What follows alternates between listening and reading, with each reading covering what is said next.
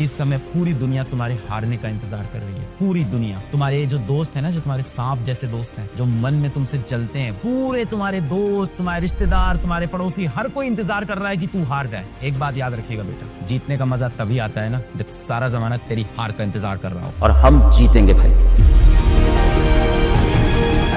इस समय बहुत डर लग रहा होगा, कुछ नहीं पढ़ा हुआ है, पढ़ने बैठ भी रहे हैं तो ऐसा है कि मोबाइल में किसी का मैसेज आ जा रहा है, इंस्टा पे कोई रील भेज दे रहा है, कभी दोस्त मिलने बुला ले रहा है, कभी कोई ऐसा टीवी पे चीज आ रही है कि वो देखने बिजी हो गए, कभी रील पे रील स्क्रॉल किए जा रहे हैं, अभी भी डिस्ट्रैक्ट हो गए। तो थोड़ी प्रॉब्लम है कि सर मैं कमजोर बच्चा हूँ, कि हम तो सर बहुत वीक स्टूडेंट हैं, सर हमें कुछ समझ में ही नहीं आता है, हम कोशिश तो कर रहे हैं पढ़ने की, पढ़ाई हो ही नहीं पा रही है। क्लास में ऐसे बच्चे हैं जिनका दिमाग बहुत तेज है, वो तो पढ़ लेते हैं सर हम बहुत कमजोर हैं, कुछ हो नहीं सकता। मैं आपको बेटा एक ही चीज बोलूंगा कि इस समय पूरी दुनिया तुम्हारे हारने का इंतजार कर रही है। पूरी दुनिया, तुम्हारे जो दोस्त है ना, जो तुम्हारे सांप जैसे दोस्त हैं, जो मन में तुमसे जलते हैं, वो भी वेट कर रहे हैं कि तू इस बार से नंबर लेके नहीं। पूरे तुम्हारे दोस्त, तुम्हारे रिश्तेदार, तुम्हारे पड़ोसी, हर कोई इंतजार कर रहा है कि तू हार जाए। एक बात याद रखिएगा बेटा, जीतने का मजा तभी आता है ना जब सारा जमाना तेरी हार का इंतजार कर रहा हो। और हम जीतेंगे भाई। और आपके जीतने के लिए मैं एक बहुत ही perfect strategy, perfect time table ऐसा लेके आया हूँ, आप पूरा सिलेबस भी कवर कर लोगे और बेहतरीन नंबर लेके आओगे। आई गारंटी यू, अगर तुमने दिल से इसको फॉलो किया तो काम बन जाएगा। पर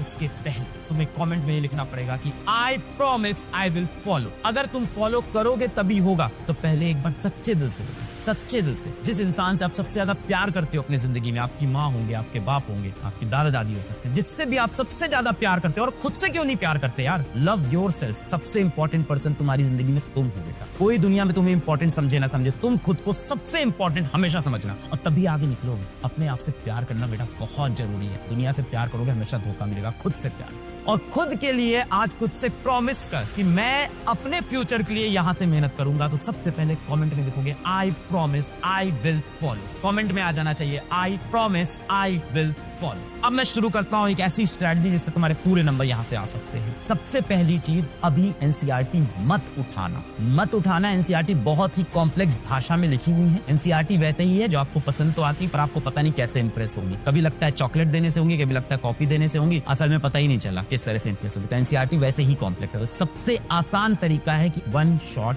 लेक्चर। अब सर वन शॉट लेक्चर किसका देखें? जिसका तेरे को समझ में आए उसका देख। सबने वन शॉट बना रखे हैं, चाहे फिजिक्स वाला के देखने उनके देख लो, किसी भी टीचर के जिससे तुमको समझ में आता है। सभी लोग अच्छा पढ़ाते हैं, जिससे तुम्हारी ट्यूनिंग बैठे उसको देखो। पर एक चीज ध्यान देना कि ऐसे ही वन शॉट देखना जो आपके 3 से 4 घंटे में पूरा चैप्टर खत्म हो जाए। बेटर है कि 3 आवर्स के अंदर। अब मान लो वीडियो की लेंथ लेटेस्ट से 1.5 आवर है, तो बेटा मान के चलो कि 1.5 आवर का वीडियो खत्म करने में हमें 2.5 घंटे से 3 घंटे लग जाएंगे, ये मान के चलना। तो अगर किसी वन शॉट पे ऊपर ही लिखा है 4 आवर्स का, तो बहुत मुश्किल है कि 4 घंटे का वन शॉट 4 घंटे में खत्म हो। वो 7-8 घंटे ले लेगा। इसलिए 1.5 से 2 घंटे के वन शॉट सबसे ज्यादा रिकमेंड होंगे आपको, तो वो सबसे बेस्ट है। कोई टॉपिक आपने सच में अच्छे से पढ़ रखा है, वीडियो भी देख रखी है, कंप्लीट कर रखा है, कहीं ऑनलाइन बैच में गए हो, कहीं आप ऑफलाइन कोचिंग में गए हो, तो उसके आप रिवीजन वाले वीडियो देख लेना। अगर कोई टॉपिक आपका पहले से तैयार है तो उसके आप रिवीजन पे चले जाना। वो रिवीजन के टाइम पे मैं आपको भी बताऊंगा कब करना। नोट्स बेटा बनाने की जरूरत नहीं है। जितने भी टीचर्स पढ़ाते हैं अपने नोट्स दे देते हैं। 5-6 पेज के अंदर पूरा चैप्टर, 5-6 पेज में हैंड रिटन में पूरा चैप्टर कंप्लीट कर देता हूँ। अभी नोट्स बनाने बैठोगे, पढ़ोगे, नोट्स बनाओगे, पढ़ोगे, बहुत डिफिकल्ट है। बेटर है नोट्स डाउनलोड कर लो, नोट्स को साइड में खोल लो, डाउनलोड करके दूसरे डिवाइस पे, कंप्यूटर पे, मम्मी के फोन पे कहीं खोल लो और साथ में पढ़ते रहो, वो सबसे बेस्ट है। पर अगर तुम्हें नोट्स बनाने का मन भी है तो नोट्स बनाते वक्त सारे क्वेश्चंस मत उतारना। सिर्फ और सिर्फ थ्योरी और इंपॉर्टेंट टॉपिक, टीचर बोलता है ये इंपॉर्टेंट, उसको अच्छे से कर लेना। और नोट्स डाउनलोड करके लेक्चर के बाद में पढ़ लेना अगर दूसरा फोन नहीं भी है तो। Make short notes. अगर नोट्स बनाने भी है तो सिर्फ शॉर्ट नोट्स, 1 पेज के अंदर पूरा चैप्टर खत्म करने वाले नोट्स बनाना।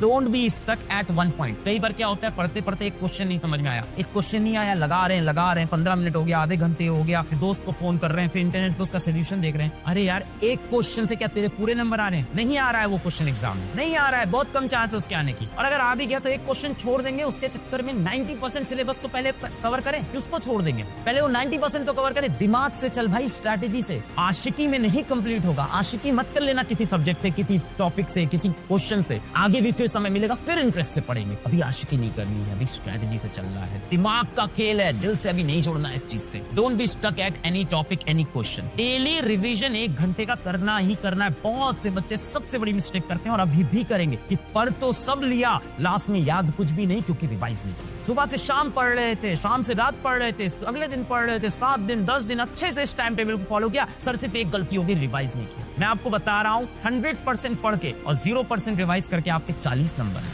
और 50% पढ़ के और 50% रिवाइज करके आपके फिर भी 50 नंबर आएंगे। इसका मतलब रिवीजन। क्वेश्चन प्रैक्टिस करनी है 1 से 1.5 आवर की इफ नीडेड, जरूरी नहीं है बेवजह हम लोग बहुत सारे क्वेश्चन लगाने लगते हैं। अब आपके ऐसे केमिस्ट्री में भी टॉपिक्स हैं और बायो में भी ऐसे टॉपिक्स हैं कि अगर आपने थ्योरी अच्छे से पढ़ ली, वन शॉट से अच्छे से पढ़ लिया, नोट्स पढ़ लिया, अब नीड नहीं है उसके बहुत सारे क्वेश्चन प्रैक्टिस करने की। क्वेश्चन देख लिया, आंसर दिमाग में है, हाँ हो जाएगा। पर आप ये नहीं कि बैठ के क्वेश्चन प्रैक्टिस किए जा रहे हैं फिजिक्स के अंदर एक ही जैसे क्वेश्चन, एक ही फॉर्मूले के क्वेश्चन कर रहे हैं। अभी दिमाग से चलने का टाइम है, तो 1 से 1.5 घंटे की रोज क्वेश्चन प्रैक्टिस करेंगे। और अगर वो समय बचा तो रिवीजन में लगा देंगे। बेस्ट है उस टाइम को रिवीजन में लगा देंगे। बेस्ट है किसी स्ट्रॉन्ग टॉपिक जो पढ़ा हुआ उसको रिवाइज कर लेंगे, उससे बेटर ये है। फिजिक्स के 1-2 चैप्टर में रिक्वायर्ड है, वहां कर लिया। हर जगह क्वेश्चन प्रैक्टिस की रिक्वायरमेंट नहीं है क्योंकि लेक्चर के अंदर ही क्वेश्चन करा दिए जाते हैं। अब बात है कि सर टाइम टेबल कैसे बनाएं, हम कैसे सर ये सब कैसे हो पाएगा कि हम एक लेक्चर भी देख लें 3 से 4 घंटे का, हम उसके बाद रिवाइज भी कर लें 1 घंटे, उसके बाद हम क्वेश्चन प्रैक्टिस भी कर लें। इतना समय कहाँ है सर हमारे पास? बहुत ही परफेक्ट टाइम टेबल आपके लिए मैं बना के ले आया,